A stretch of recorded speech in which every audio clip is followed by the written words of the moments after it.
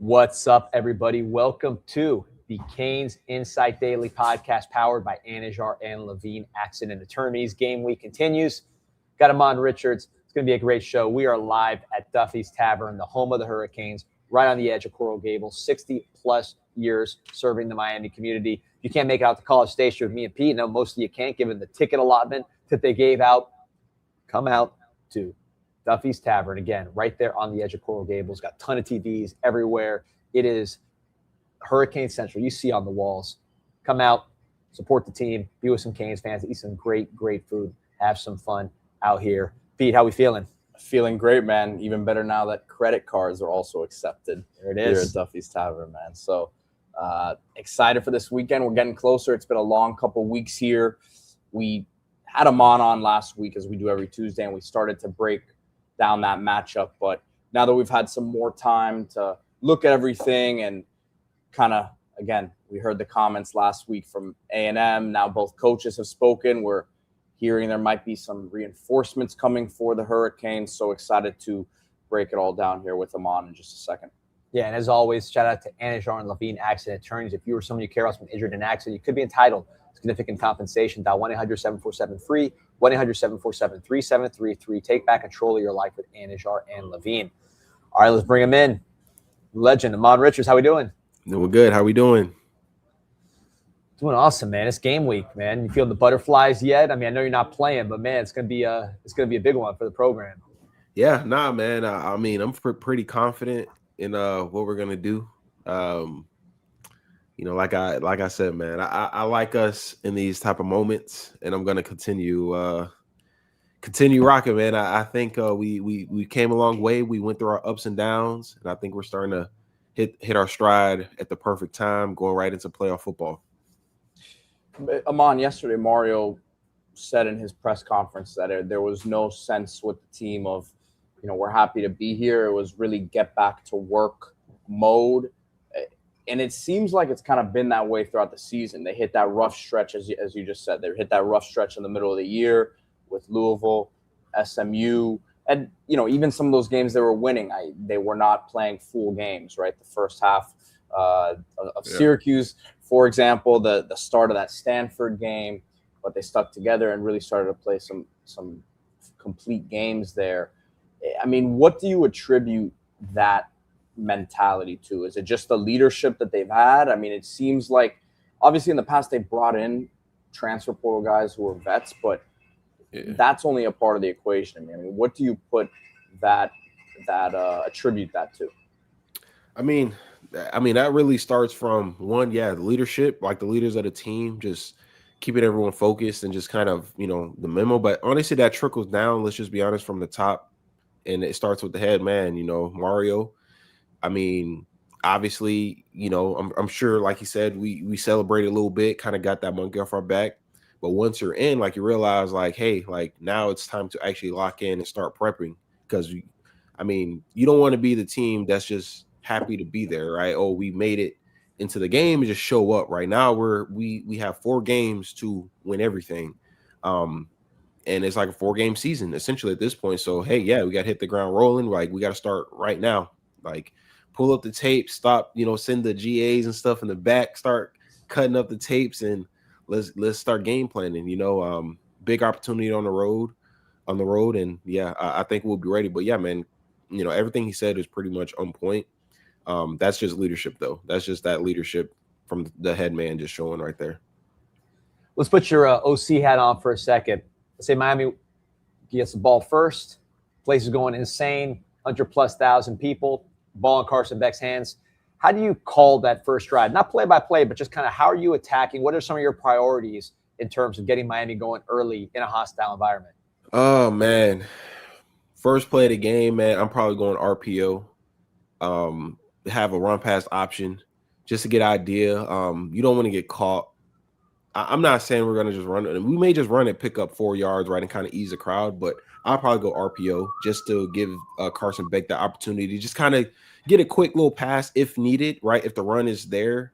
If the run is not there, just be able to get outside like Mally, like a speed out or something like that, get him ball in space, kind of quiet the crowd a little bit. Because 2 things, in my opinion, it's kind of what happens. you probably run up the middle. Usually people do to kind of start the game. And we talk about, a TFL in the first play game at Texas A&M probably is going to get crazy, but yeah, so that's what I would say, honestly.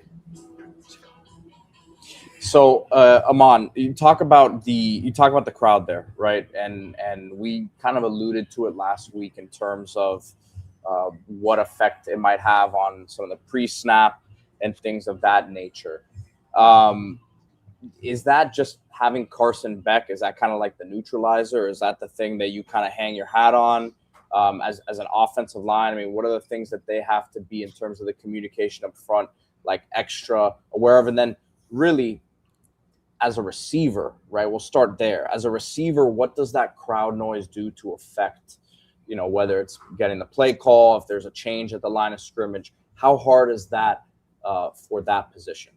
So it's a little different in my day. They didn't have the headset thing right in the QB's ear. So everything was signal. So we would just look to the sideline. So it didn't even matter how loud it got, like as long as you can see, you know what I'm saying? You're good. I will say, obviously we had troubles at time throughout the year, and it wasn't even like loud environments, but we just had like that pre-snap issue where the center kept, snapping fractions or whatever you want to call it. That was definitely a problem like midway in the season. Obviously we made changes to, I think we went back to the clap, which I didn't even notice. So it seems like that works. Even in like loud environments, I do think you can still like hear like the distinctive clap of the quarterback regardless. As a receiver, I'm looking at the ball anyway. So what the quarterback says or doesn't really change like our approach, because we're always looking at the ball. When the ball moves, we move. That's kind of how we're always taught. Going into a loud environment, I will say I think people underestimate like us playing in loud environments already and just throughout Mario's like past so far. And we've always shown up. I mean, so I think it's going to be a good environment for the fans and like, the players who, probably never been in like these like sold out big games like this, but we got a lot of veteran players throughout the roster who has played in other conferences, in big games, big moments, packed out stadiums, loud environments. And based on what I've heard, a lot of people say that Florida State, like on the road, is just as loud, if not louder. So I didn't even see this. There we go. Boom, right on cue. So that's what people said. And I'm pretty sure, I mean, it sounds to be accurate, because at the end of the day, I'm curious to see A&M's record at home when it's 110,000. I know Penn State's, when they do their whiteout and stuff, is not really that good. So look, the fans can't win the game for you. They're not playing. It's the guys on the field just executing. And if you make enough plays, the crowd is not going to be a factor. That's just how. Well, listen, Shannon Dawson, I think, said it best last year when Miami went into the swamp. He said, if the offense is executing what they're supposed to do, that crowd gets quiet quickly, right? And that wasn't his exact words, but it was like, basically he said, I've never heard a stadium stay loud if the offense is doing their job, right? I mean, that's only a part of the equation, but it takes the crowd out of it very quickly if you can chain some first downs together, right? I think that first drive, whenever Miami first gets the football, is going to be critical. You obviously got to avoid a 3-and-out, but you need a few first downs, I think, to at least calm the nerves a little bit. Yeah, if I'm a coach, I want to kick first. I want to put my defense on the field first. And, I want to go out there, get a stop, get the ball. And I think that right there alone kind of takes away some of that momentum. I'm pretty sure if they get the coin toss, they're probably going to defer, most likely, just to, put the defense out there, get that crowd into it, kind of get that momentum going. But we'll see. I mean, look, I think it's like I said, I've always said, like, you can't get too caught up into the crowd and how big the stadium is, how many people was there. Like, I think people don't understand like how focused you have to be on every play just to get the play call, know your assignment in the back of your head, look at the defense. Like, it's a lot you have to do. So you can't even really focus on how loud the crowd really is, for real. Like, because your mind is already racing on what you have to do. So it's a cool factor for fans and stuff, but as like players, like it's not really like you're not shaking in your boots. You know what I'm saying? Let me ask about a guy, the most deceptive stat line in history, which is CJ Daniels. His season stats, I had checked this. I know he got injured, but only 391 yards is crazy to me, given just how big the plays he's made have felt. Notre Dame, of course, the one-handed catch. FSU pretty much taking over that game along with Malley, the big catch to end the game against Pittsburgh. So he's picked his spots, right? A game like this, a veteran who's playing his 6th year, what do you think he can bring to this matchup? I mean, you're going to see why we go in the portal and we grab some of these experienced guys, man, because these moments, like I think Malley's going to do his thing. You know, Marion is the guy that played a lot of football as well. But yeah, CJ Daniels, a guy that's played, you know, obviously at LSU last year. He played in the stadium last year. They lost, obviously. Or was it home? Whatever. He played them last year. Yeah, it was on the road. So he's been in these moments, like he's been in these hostile environments or in the SEC stadiums, we should say. But other than that, like our quarterback, the like leader of our team right now, offense, like Carson Beck has been in these moments, whether people like him or not. At the end of the day, I mean, playing in the SEC championship game, playing on the road at Alabama, like all that, like is like data for me to be comfortable going into this game. You know, I know they blitz and they got a good third down defense and all that good stuff, but our quarterback has seen a lot of that throughout his career as well. So the same way people want to, you know, kind of minimize like what he's going to bring to the table, how vital he is to our success on Saturday, like we can say the same for Marcel Reed and Texas A&M quarterback. We can go 10 for tat. Both got 25 touchdowns and 10 picks. If we're talking about turnovers and all the other stuff, I mean, you know, how do we know the moment's not too big for Marcel Reed? How do we know that? Right. You know, has he been in these type of moments before? Has he been tested on this level? Or is he a guy that's been trying to prove his way and show that he's a real quarterback and a pocket passer and all this other stuff? Has he shown that? What about the pressure he's going to feel performing in front of 100,000 of his own people that if he goes out there and shits the bed, how they're going to look at him? I'm just saying, like, people forget that these kids are playing in front of people too. So it goes hand in hand, except we're going in with the mindset that these people don't like us. Like, we're not looking for the claps and the, like, we know we're the most hated right now, but they got to go out there and perform in front of all these people. How they're going to, you know, respond to this coming off a loss against a rival, right? Trying to get over the hump in the SEC like they've been trying to do for the last few years. I mean, I think it's a lot of pressure on them as well. That's food for thought presented by Duffy's Tavern right there. You know, and it's interesting because we saw them. That South Carolina game was crazy. D and I, we were watching that game doing the pregame show, and they were punched in the mouth early. They responded.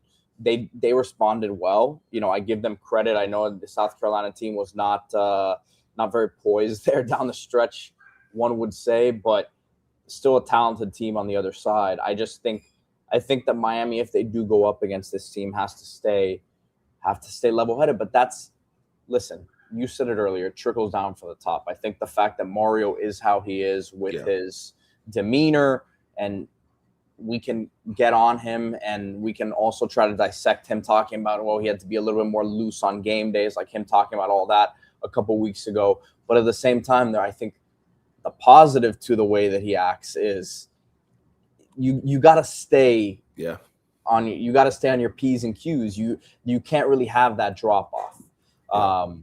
And I expect this team coming out ready for big games has not been the issue here. It's been the games that are the mundane, and it shouldn't be that way. It should not be that way. We understand that, and that's why there has been frustrations. But this moment is not one that I feel like the team's going to come out flat in.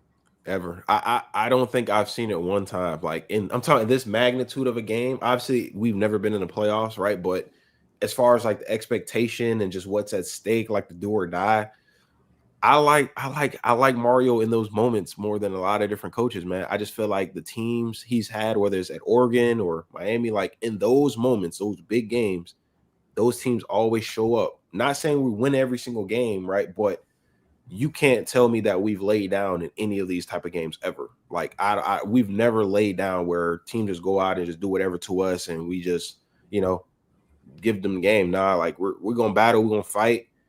It's gonna be close. I mean, I personally think I'm gonna say the predictions for it. Yeah, I'm gonna say the predictions. We'll get a little prediction segment going here in a second.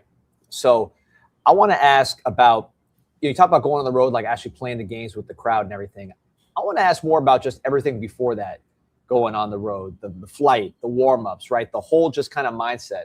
I'm thinking back to when you guys played Appalachian State, which I know doesn't seem like a very, it's not Kyle Field, but I remember a lot of people saying that was going to be a crazy environment for you guys. I think it was like their biggest game ever.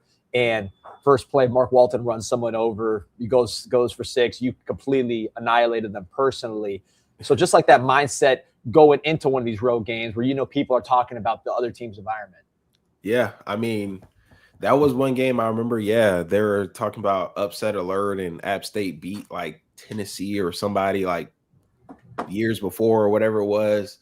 And, we're hearing all the chatter and it's just like, I wouldn't say it's extra motivation because we know like we're the better team. Like we know what we have in the locker room, but it's just more so like just focus on like our execution and going out and just executing game plan and, what we prepared all week and just not getting away from that, just trying to do your own thing and stuff like that. And, I think, yeah, I mean, App State is one. The one that I feel like was more closer to this one was playing at Florida State 2017, just like us going into the hostile environment, Malik Rozier starting, pretty much we haven't beaten them for, I don't know what was a win streak they had going on before that. So kind of getting over that hump. Yeah. So it was a lot of like pressure on us, but we didn't feel it. Like, it was just like one of those, just like, it's a big game. We know the moment. Like, we got to just go out and just capture this moment. Like, this is a history moment right here where we kind of make that turn and, get over that hump as far as like being Florida State. And, we went on the road. We did it. Obviously, Langham had that crazy catch at the end. And, so those moments are great. And I just think like this is one of those moments for the guys right now. I mean, it's very similar, hostile environment, like for the university to get over the hump. Because, yeah, we made it to the playoffs, but let's win the game. Let's go 1-0, and just keep stacking. So I like where we are. I think we'll be ready. But, yeah, man, those games are, it's crazy. You hear the chatter and it just makes you focus more. That's how I see it. It makes you focus more. I wanted to bring up this question from Georgie. He says a lot of pundits trust Texas A&M's coach more than Mario. Thoughts on why? I'll take this first and I'll throw it to you guys after. I mean, I think with Elko, there's a perception that going back to his job at Duke, he was able to get more out of less talent. He then comes to Texas A&M and takes over a program that you knew had talent, with Jimbo had been bringing in talent left and right, but they weren't able to get it to perform. And now he gets in there and they're winning at a high level, right? So I think in terms of, and then him obviously being a defensive X's and O's guy, I think game day wise, there's a perception from the outside that Elko has the upper hand there. Now, this is what I'll say. Mario is a program builder. If you follow horse racing at all, the caddy does have an impact, but the horse that you bring to the race still is what you're betting on at the end of the day. You aren't betting on the caddy. So caddy or jockey? Or jockey, excuse me. Caddy, you get your mind's on the golf course already. My mind's on the golf course, excuse me. Jockey. So apparently I don't follow horse racing enough either. But you guys catch my drift there, right? So I like the horse that Mario's bringing to the track. Hey, you know what else? What he's bringing that always travels in just the history of this game, the trenches. Yep.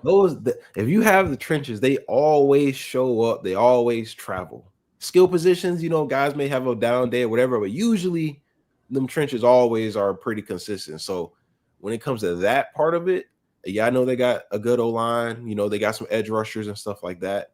But I just like us, man. I've been saying this all year. Like, I like our trenches over really anybody.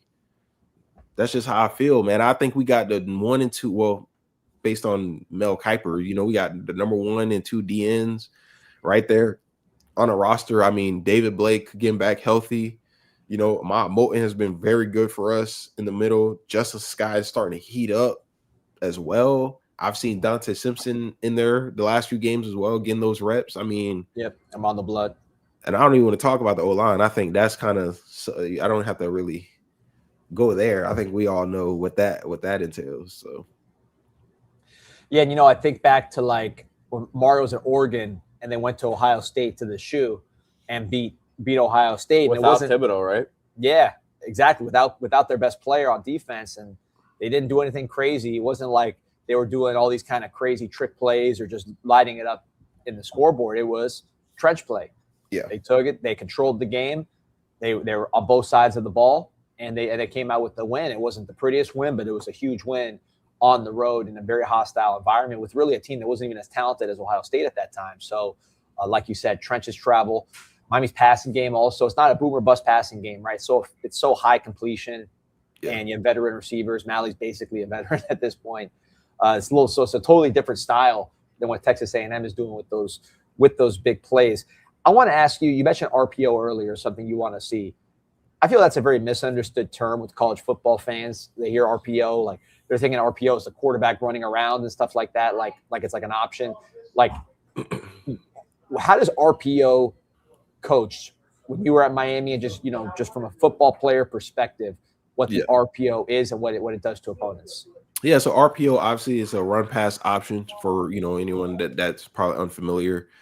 I mean, usually there is a trigger man that the quarterback is reading. Sometimes if it's like a read option, that's like more of like reading the end defender or the edge defender, right. And if he crashes, you're pulling it type of thing. RPO, you're reading. I mean, if it's like, let's say into the boundary, you're reading like that corner. If he's doing like a corner blitz based on the down and distance, if you're doing like one in the slot like Malachi Tony, we've done a lot of like those speed outs. We're reading like that, like outside linebacker / like nickel. And if he, crashes in on the run, we're throwing a speed out. If he kind of stays out there, we're handing it to the running back up the middle. So a lot of times the RPO is to slow down the one edge rushers and then like the linebackers, if they're crashing heavy or those, you predicting them to blitz, which I could assume on a lot of third downs, we may have those like quick, almost RPO actions just to alleviate the blitz and just get a lot of these defenders like going downhill and capitalize off of it. It kind of slows them up a little bit. They can't just crash on the run. They have to, that extra step, that extra second they have to read is enough a lot of times for you to have a fair shot of having success on the play. And from a receiver perspective, since you might be blocking, you might be catching the ball in some of these instances, like how is that coached up? I know every play, everyone's different. But like as far as like just generally some of the things that are coached up with the receivers with an RPO.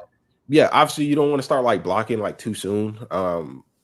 Usually let's say Mally, just use Mally for example, because I've seen it in real time. If he's running like a speed out, a lot of those times like the outside receiver, he has to like make an important block. A lot of times in this case to avoid any penalties or anything, they'll say like just outside release and just take off running, just to clear out the space for them, stuff like that. If you run like an RPO into the boundary, if it's like 3-by-1 and you're like the single receiver of the X on the backside, if that corner blitzes, you usually have like a hitch or a slant because the safety is going to rotate to you and you're going to just, run like a quick hitch or something like that, get the ball out quick.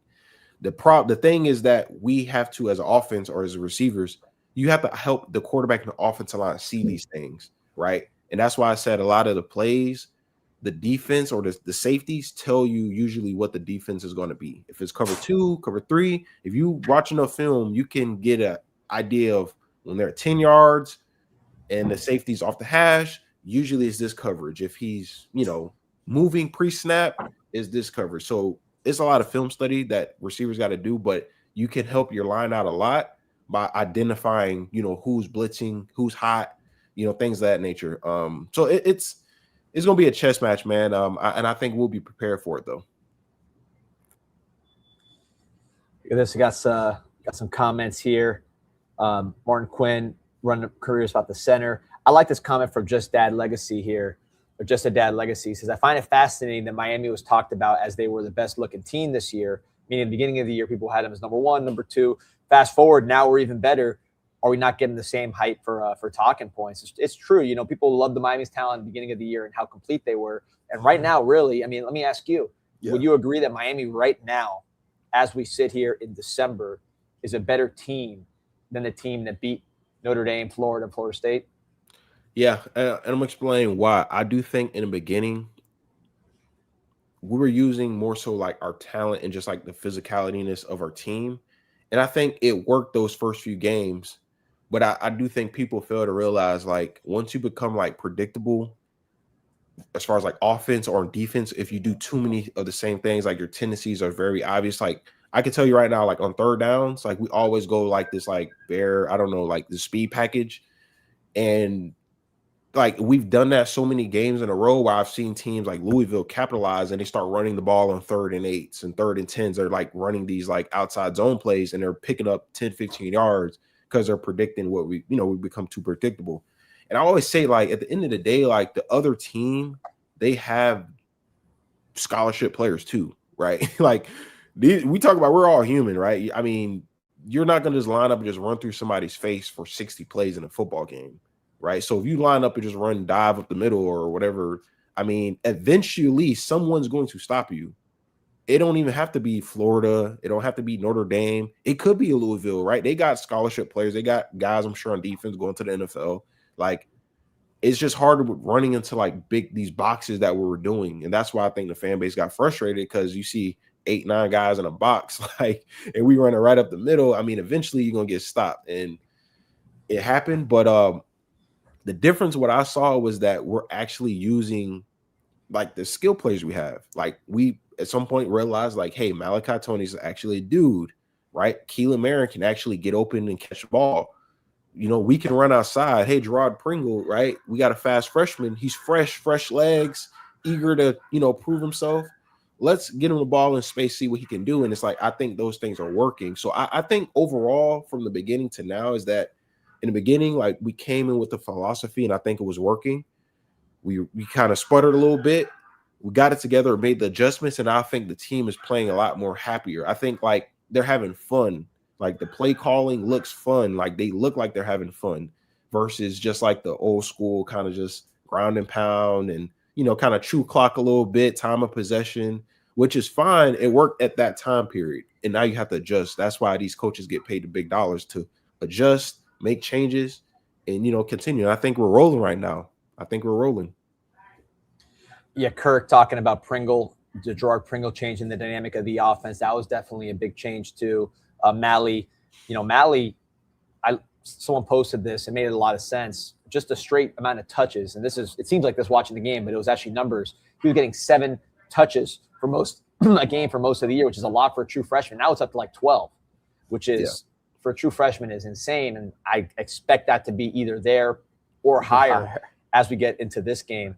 So let's get into some predictions here. And, we'll go around the horn, Ahmmon, but obviously want to start with you. Just predictions on how this game might go and a final score.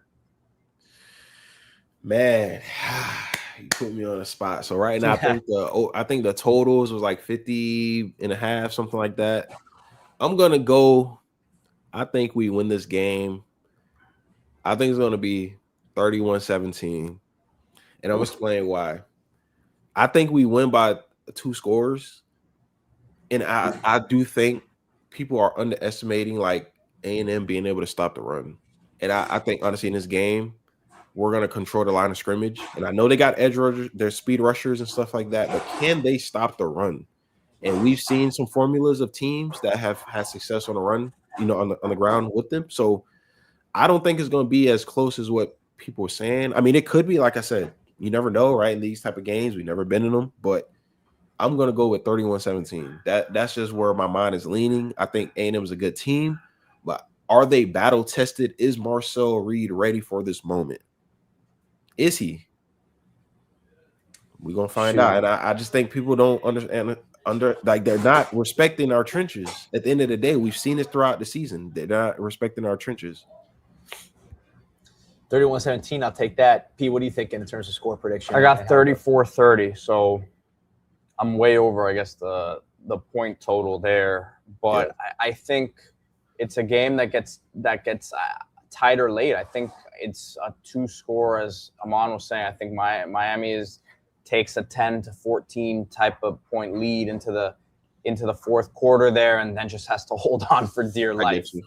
But I could see it playing out how you're saying it, man. I think A&M's offense will get a boost because they're at home. Yeah. Like, I think they'll score some points. I think on a neutral field, I don't know that they score 30 points on Miami's defense in a different setting. Yeah. But I trust Miami's offense right now, man. I really do, with everything we're talking about in terms of the protection that Beck should have, in terms of the fact that it's not a defense that has been locked down on the back end, right? Yeah. So it's those factors right there that I think Miami's also able to have some success offensively, and that's, let's say that A&M does stop the run a little bit, like you were just talking about. I still think that Miami's going to have success through the air, and I think the defense is going to. I think there will be a turnover or two that puts Miami in a favorable position in the field. But at the same time, I respect A&M enough to understand that they will be able to get some points on the board. Yeah. In my opinion, I just don't see them, and I just don't see them scoring that many points on us. I don't think a lot of teams have scored that many points on us. And just, if you really think about like all the teams we've played, right? And if we just look at the point totals, and then you just think about how our offense was performing at that time. Like, we're talking about sometimes we're going 3 and out, right? We have the turnovers and stuff like that. We keep putting them right back on the field.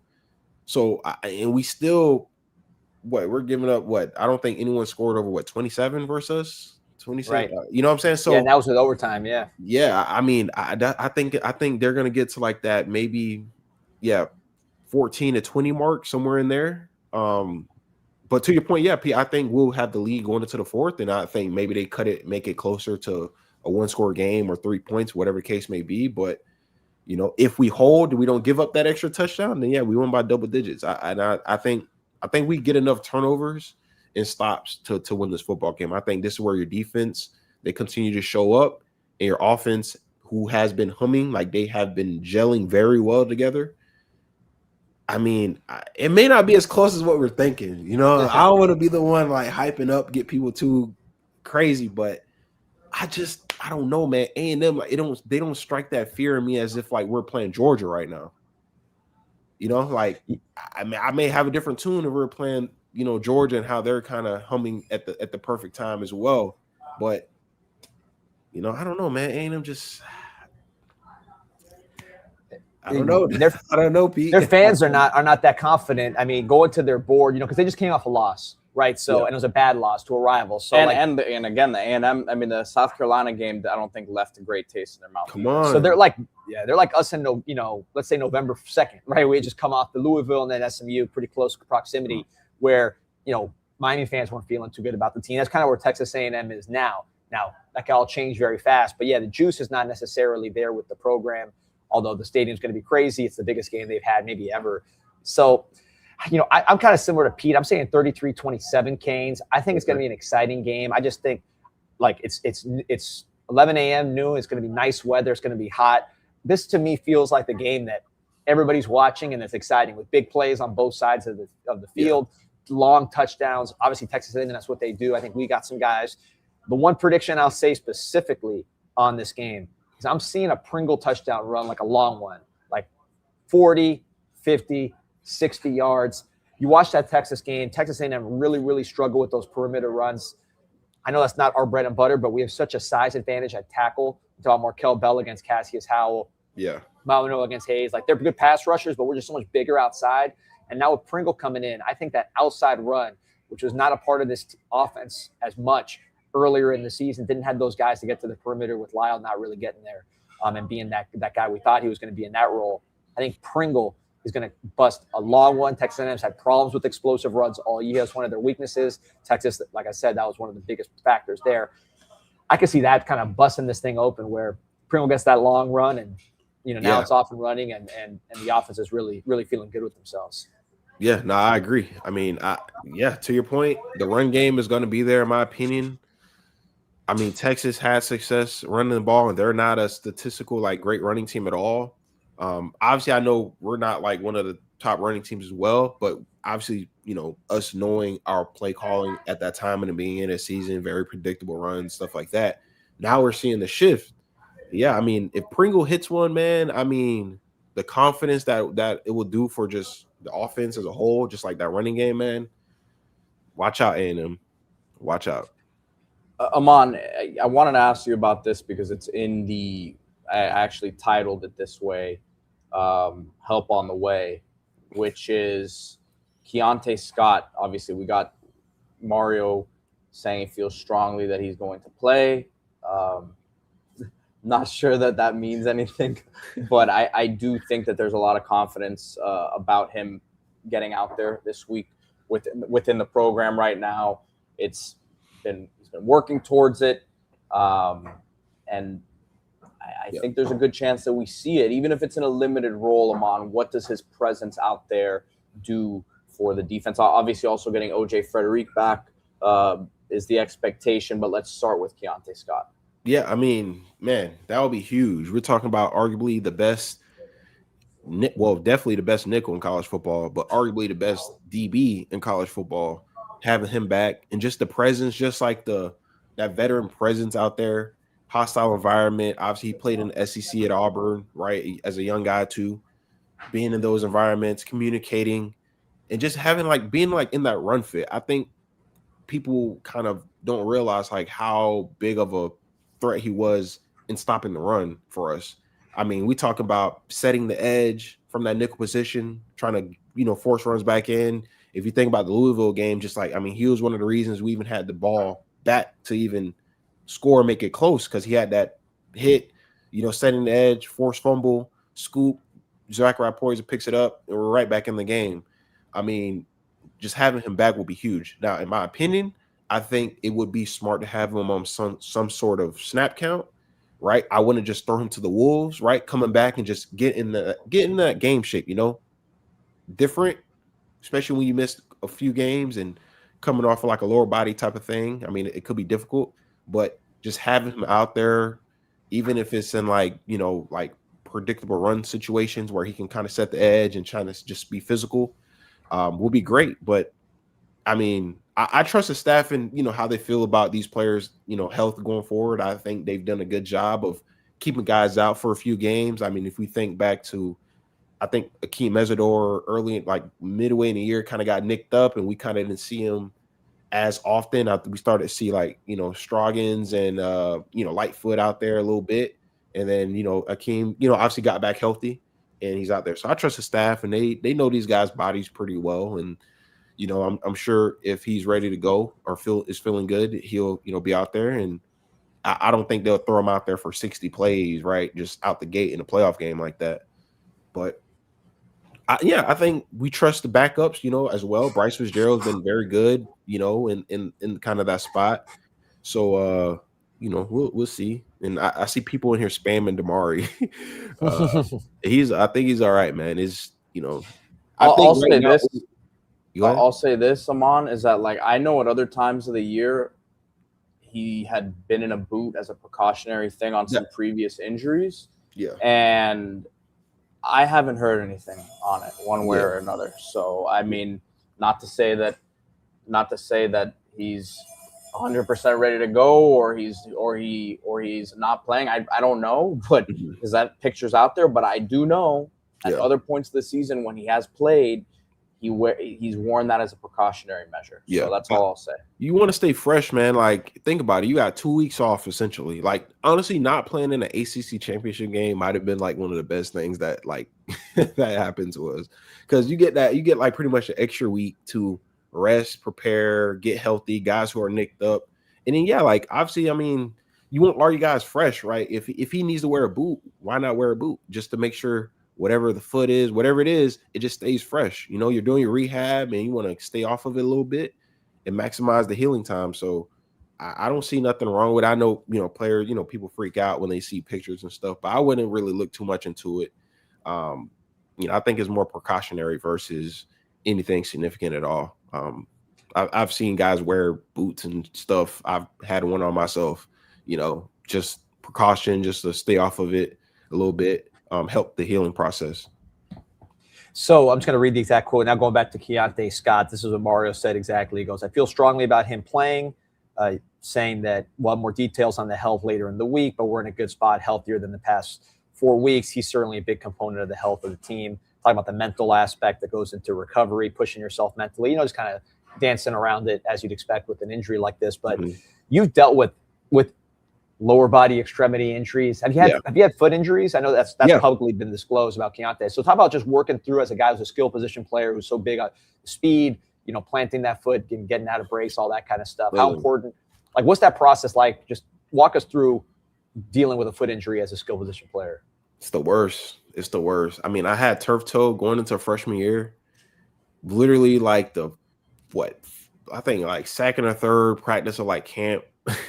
I got turf toe, man. I was out for like a week and a half. I couldn't even put pressure on it. And just trying to work back off that type of injury is like the most annoying thing because it's all based off how you feel. Like one day you may wake up and you feeling good and it may has a little bit of flexibility. The next day it's stiff, tight, and it sucks, man. Don't wish it on anyone. It's tough to fight through because your mind is still strong, right? Your upper body works normally. Everything is good. And it's just like that one. It feels like you're running on like a knife. That's just kind of what it feels like. So as a skill position, think about it. We're cutting and planting all day long. As a receiver, like what are you doing? You're in a crouch position, bending to take off. If you're a DB, what are you doing? You're squatting and you're backpedaling pretty much all day long. So you're putting that constant pressure and stress on that foot or toe all day long, man. So it's tough, man. But I would say once you get to that like recovery stage where like the tenderness kind of dies down, from that point is just working on like strengthening it and then the flexibility. That's the biggest thing. Flexibility and just strengthening the toe muscles. Other than that, like you'll be fine. Takes a few weeks to kind of get comfortable. As we see like freshman year, like I still played obviously, and early on I wasn't really as explosive. But then as we got later in the season, like the toe got more comfortable and I got comfortable with, operating it. And then it is back to regular programming. So these guys, have been out for a few weeks. So I think right around this time is like they're getting back comfortable with the planting and, cutting off of it, stuff like that. And once you get comfortable with that part, you're good. And just the nickel role in general, obviously Keontae Scott, if he's healthy, if he's on the field, he's the nickel. We feel good there. We know what he can do. How do you see that playing out against a team that has 3 legitimate 800-plus yard receivers that can score from anywhere on the field? Are you going to be using more of like one of your bigger safeties like a Jacoby Thomas or Zachariah Poyser? Do you bring Bryce Fitzgerald down there with his explosiveness and his change of direction? Do you rather have Bryce Fitzgerald at safety where he can maybe pick off one of these Marcel Reed passes and take it the other way? Like, how do you arrange those guys? That's a great question, man. I think they got a pretty good core. I think there's enough tape out there on these guys at different schools, like Craver being at Mississippi State, I think, the year prior. Casey Concepcion, obviously familiar with them being in ACC. I'm curious to see, to your point, I don't have the answer. I'm curious to see how they use that secondary. Just, OJ Frederick coming back. You got guys like Keontae Scott on the bubble of playing or not. Fitzgerald. So I think you can kind of get a little bit creative and kind of throw out some different looks, different personnel usages to kind of like limit their passing attack, because I think that's what they do pretty well.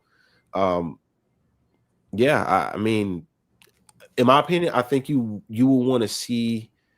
I think Jacoby Thomas is going to be a very impactful player in this game. Just his veteran presence, the moment. I think he'll be a guy to watch out for in this matchup. I think Bryce Fitzgerald's is going to be a free safety or maybe a little bit of nickel here and there depending on the package. But I think we have a pretty good game plan to limit these explosive guys. A lot of what they do is a lot of vertical shots. And I don't think we've been that bad, with teams passing vertically down the field throughout the year. I mean, when I think about the Louisville game, it was a lot of like underneath, like drag routes, stuff like that. SMU, I mean, they had a a few, one or two like big catches down the field, but for the most part, just more like intermediate passing to the outside, stuff like that. But I think we'll have a pretty good game plan. I think Ethan O'Connor, big game for Ethan O'Connor. I think he's a good matchup for the body types of these guys and the way that he moves and the way that he can run. Yeah. Ahmmon, he's physical. So I think, and he's physical too. So I think he brings you a good matchup here on the other side, because like we said, like Xavier Lucas, I expect him to still have a great game out there, but he's a bigger, longer. So these guys are smaller body types right now. If he gets his hands on them, then it might be over with. But I just think that O'Connor, it's a good matchup for him. I think we're gonna get like that. I think the matchup is gonna go like this a little bit, and it depends on if OJ comes back and he's starting or in the rotation, which he probably will be. I think in the boundary, you'll more so get like number 3. I know he's like a redshirt freshman or sophomore. Bethel Roman. Yeah. Bethel Roman. I think you'll get like that matchup with Lucas out there to the field with Craver, usually, probably a Z or Concepcion, whoever's Ezzy at the time. You're going to get like the Ethan O'Connor matchup with either or. And then in the nickel, that's where I think it gets interesting, because if Keontae Scott comes back and he's starting, like, are they going to try to attack him, being that he's coming back? Is he in shape? Is he in game shape? Can he run with these guys just coming off that, right? I don't know if that's how it's going to be. Obviously, Fitzgerald, if we watch the Pitt game, they attacked him quite a few times at the slot. They even hit him with a double move when, receiver dropped it. So I'm just curious to see what personnel we use, because obviously their best player essentially plays in the slot. So I'm curious to see like our, like, I wouldn't say weakness, but our guy coming back off injury or having a younger guy in that position. Are they gonna try to like take deep shots at that? Which, look, I think we can hold up anyway. Or like how we're gonna play it. With Keontae Scott coming back or not. I don't know. It's gonna be curious to see. And look, turnover margin is going to be big in this game. You're talking about all these potential ball hawks in the secondary. Indiana, number 1 team in the country in turnover margin, number 1 team in the country, right? So this is a very important stat. If you look at it, Miami, 23rd in the country in turnover margin. The 2 teams that beat Miami, SMU number 6, Louisville number 25. Both of them obviously won the turnover margin in their games against Miami, which was a big reason why Miami did not win those games. Then you scroll all the way down to 102nd. Texas A&M is really the only good team, even the only halfway decent team that's in the hundreds in turnover margin. They're minus 0.5, which is crazy. Like, you look at the other teams on that list, they're all like the worst teams in the country. So like they've been surviving with a very big handicap in terms of turnover margin. If Miami wins the turnover battle against Texas A&M, which the stats suggest that would happen, of course, every game is different. Yeah. That could be the difference in the game. And that's a Bryce Fitzgerald pick, an Ethan O'Connor pick, an OJ Frederick pick, really your 3 best ball hawks, Keontae Scott, if he gets in there, all in the field in the same time, which hasn't happened a ton this year, where you've had OJ healthy, Bryce playing as much as he's playing, Keontae, Ethan O'Connor. Like, somebody's got to get their hands on a football out there with one of those guys, Jacoby Thomas, right? So, and he's mad he didn't get all ACC. Second team, can you imagine Jacoby Thomas not getting first team all ACC safety? Who'd they get ahead of him?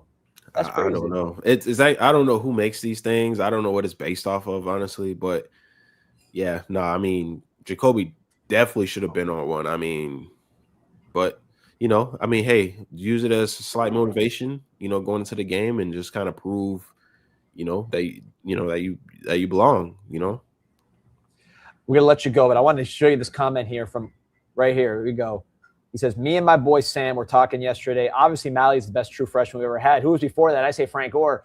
I say it's the guy we're talking to right now. I'm being honest. To me, I was born in 85. I started watching the Canes as a kid in the early 90s. I would say the 5 best I've seen, no order: Malley, yourself, Duke Johnson. Oh, Duke Johnson. I didn't include him. You got to put him in there. Duke's in there. That's a tough one with Ahmmon and Duke, man. That's a tight one. I mean, good. I was watching Duke myself, so but Ahmmon, to me, and I said this when you were on, and I'm not just saying this on now. Yeah. For fans who maybe don't remember or recollect how good you were, like, it took Malachi until the last game of the season to break your record, and when we just saw what he was this year. Right. So that's, to me, the biggest like don't forget about our guy Ahmmon now in terms of that conversation. Yeah, you good, man. It's all like I mean, look, I see it, I get it. You know, fans like. Everyone likes different players and different, reasons, whether you're from like Miami or not, whatever the case may be, in my opinion, I just think it's good to see like we got like young, like dudes coming in, you know what I'm trying to say? Like, yeah. I feel like it's been a long time since we had like impact freshmen like that just come in and really kind of take college football. Like it was kind of like aggravating watching like Jeremiah Smith do it, considering that he really should have been a Cane and then just like blow up on a national level. But then Mally kind of comes around the corner, and then we kind of have like finally that guy, right? Like that's on a national level from South Florida that like blows up on a national level. And usually these guys end up at other schools and they're doing it. We're like, damn, should have been a Cane, but we got one. So teach his own, man. Like I said, what I did, I know what I did. I mean, you can see it. You know what I'm saying? But I get it, man. It's a different time, man. It's a different time.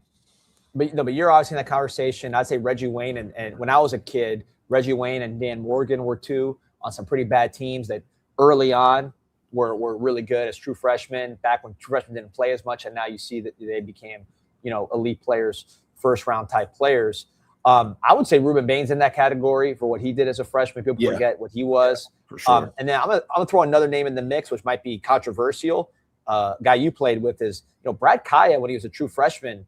I think he led the ACC in touchdown passes. I'm pretty sure. Like he was, and he didn't have spring. He came in right late and just went right into the starting lineup. So Brad Kaya, don't sleep on some of the things he did as a true freshman quarterback. You know who was really good back in my childhood? And this may be more of a nostalgic pick, but Sean Spence was an amazing freshman linebacker. Yeah, he was. I mean, to me, he's probably in that top 10. He's more closer to top 10 true freshman as opposed to top 5. But Sean Spence was a great freshman. Come get Fitz. I remember how my brother was saying how special it was before the season. I remember Ahmmon, I forgot what practice it was. I was out there on Green Tree, and you caught one over the middle. It was a short pass over the middle. I think it was full pads. Might have been like taken down to the ground scrimmage, or maybe it wasn't. I don't remember. But you just cut it upfield and went like 60, and it was straight acceleration on a short pass. And after that, everybody was kind of saying like you were the dude, just because of the acceleration at that point was a different animal, and the strength. You broke some tackles too. Yeah, no, I like that yak, man. I mean, I just wish I could have done more, but. Like everyone get their time, and it's just you try to do the best you can within that time frame. There's a lot more to that. It's just injuries and stuff like that's just like I blame Adidas though, in my opinion. Man. I be telling people, man, I never had an injury, bro, until I put on Adidas, literally. So I don't know, but lower body injuries just started rallying up. Like I feel like I could never really play healthy. Just it was always some type of thing nagging, but. We do what we can, man. I mean, when you average, 17, 18 yards a catch, I mean, that's pretty legit. You ask me, but I think a lot of Canes fans would agree with that. So, yeah, man, hey, appreciate you always.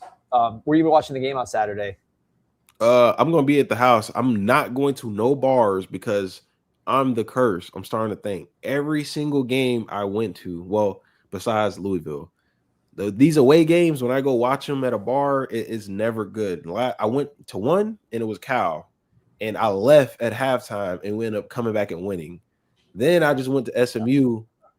I watched it at a bar, 12 o'clock, and literally we got popped. So I'm not going to no bars. I'm going to be at the house watching. After that, I'll go out and about. You know what I'm saying? But,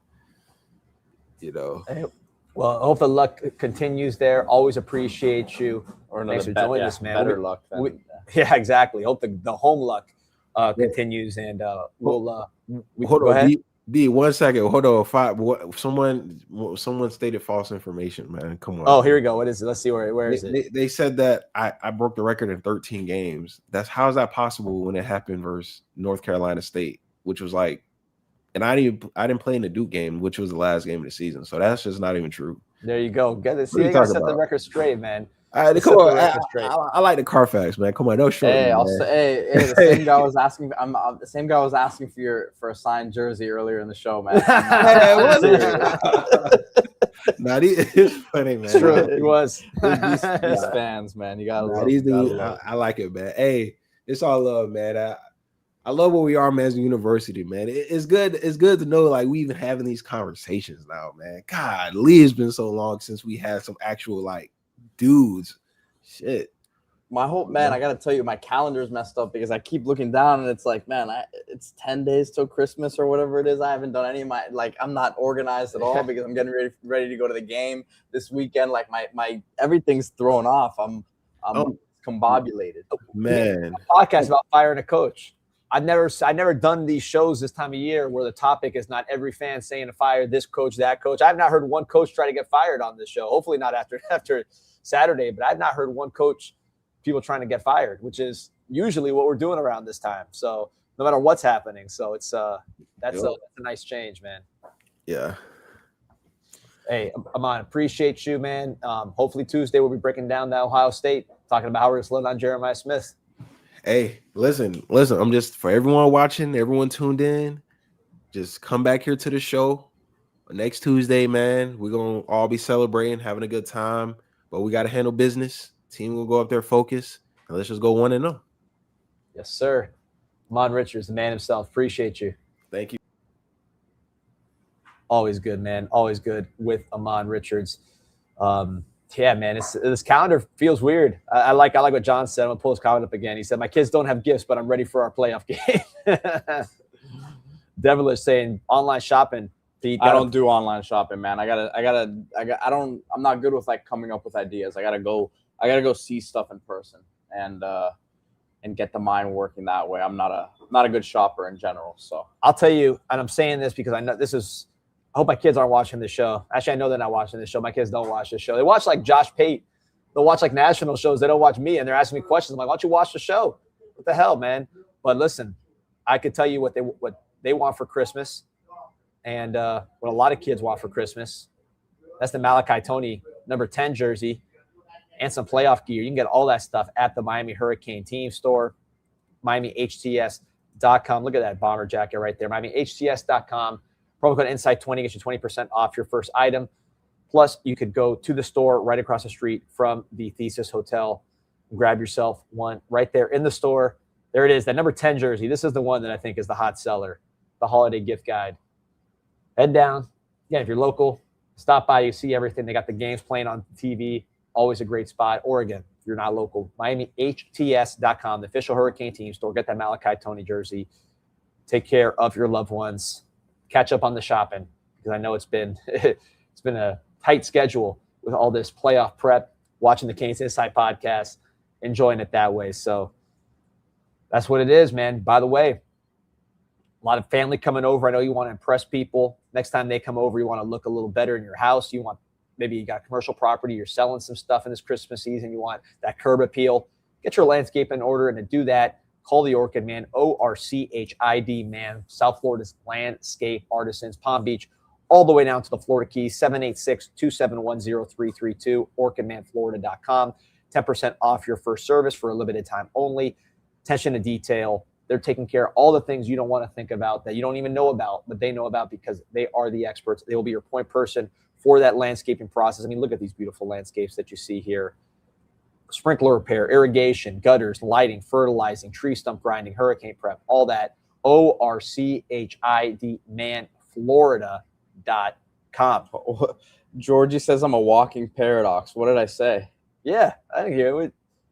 Well, you are a walking paradox, but I didn't get it. I mean, I'm not, but I don't know what I said. But Pete, let's talk about tonight here too. We got some basketball to talk about. I heard just hearing the coaches in the post game talking about this FIU game being the most difficult game at home.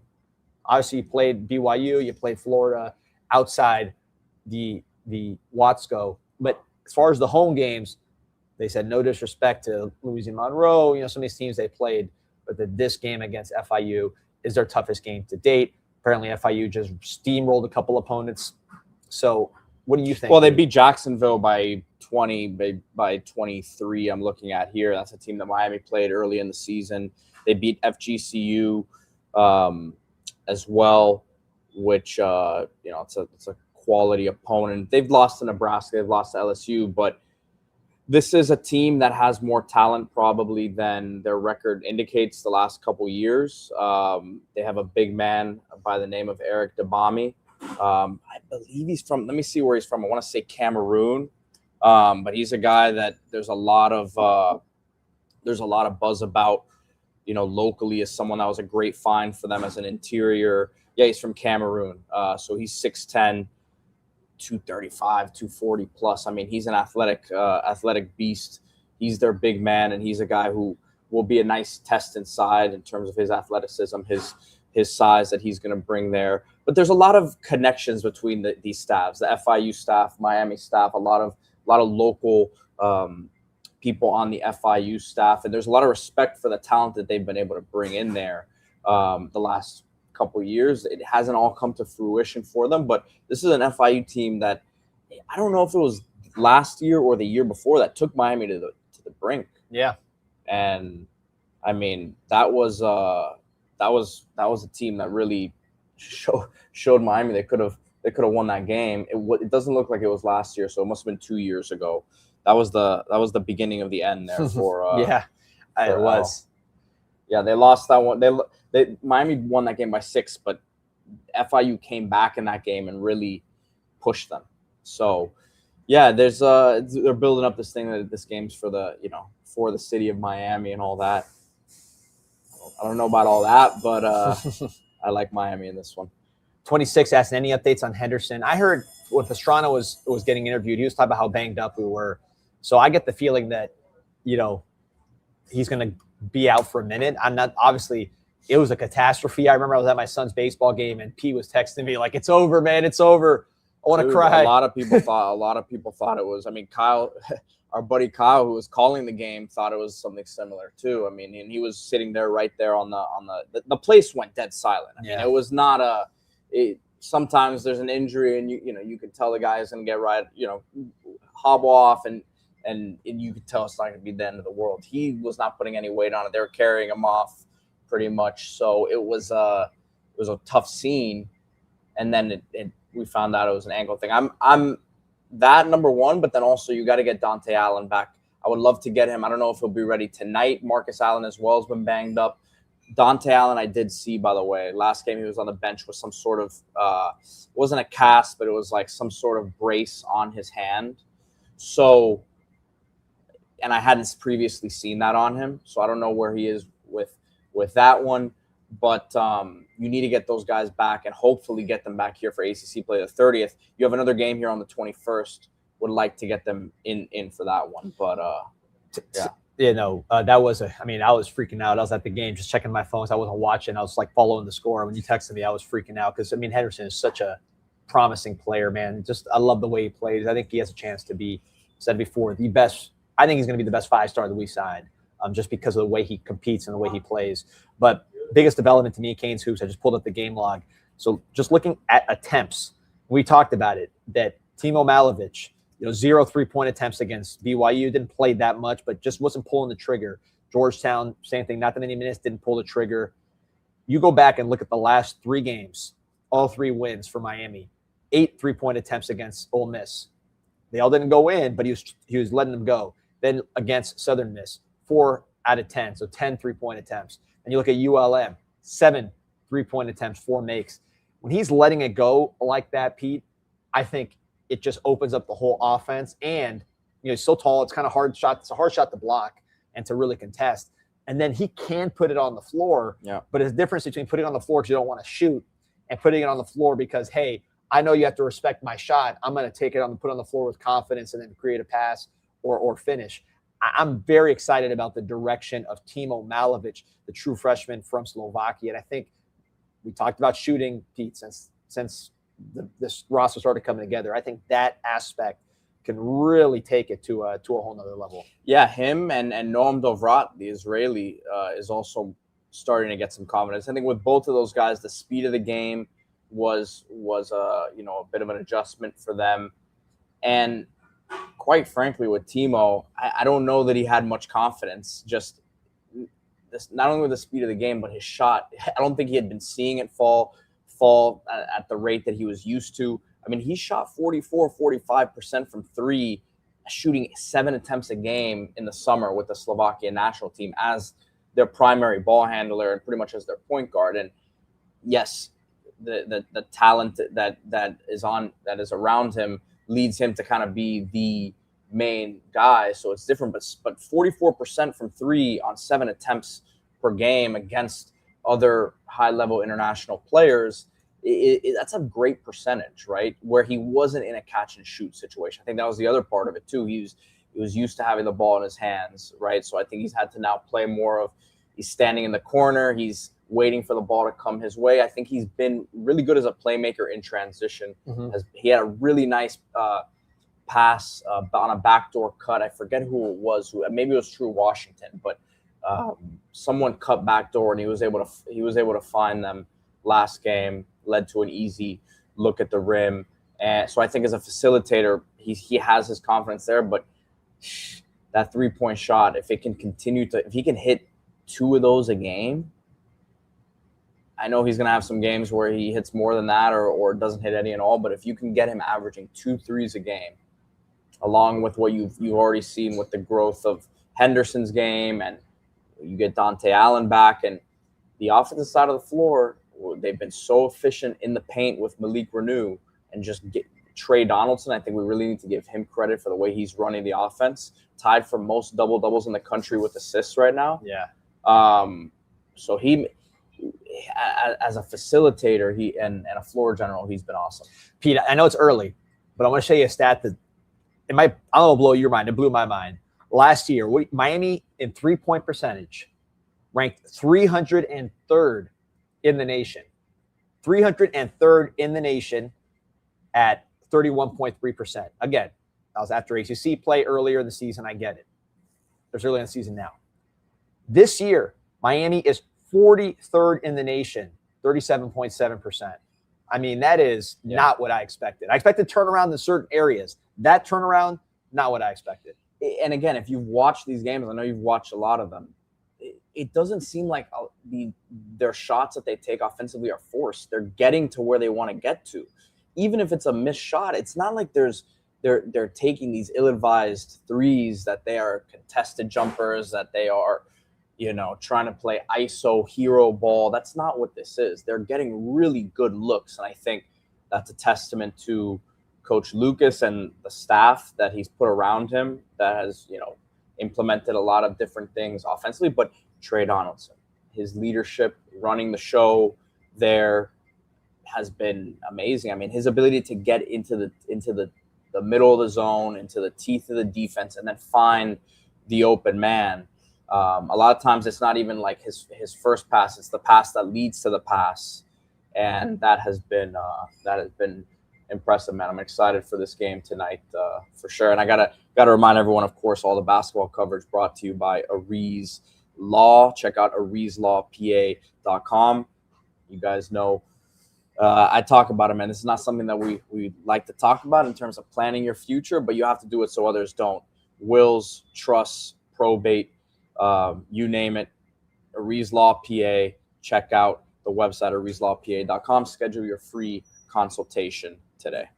By the way, shout out to 96 Turbo Jet. Second week working at UHealth. I'm a Kane, baby. Congrats to you, 96 Turbo Jet. And of course, shout out to UHealth, University of Miami Sports Medicine Institute. You consider yourself an athlete or just an active guy, probably know how hard it is to sit on the injured list with pain or injury, maybe even try to hack your own rehab. But if compromising your movement or performance is not an option, call the experts at the University of Miami Sports Medicine Institute. Whether it's a league competition with Miami Hurricanes, athletics, basketball, just everyday movement, the University of Miami Sports Medicine Institute is the trusted choice for those who demand excellence. Set an appointment today at uhealthsports.com. D, it's funny. We're getting a lot of questions here about the quarterback portal talk. Listen, we'll be on it. I'm actually going to do a show later today from LaMelo's at 3. There you go. So I'll talk about it a lot there. If something happens, some more news is going to break during the day. So I'm sure we'll have more to talk about. If you guys did not catch it yesterday, D and I did. We did a show in the morning, and then we did another one in the afternoon where we talked about everything that was happening in terms of the quarterback movement in the portal. Honestly, I don't have anything different as of right now this morning based on what we've heard or anything. Like yesterday's thoughts were they still stand today. I'll do a show later today, and probably get into it a lot more.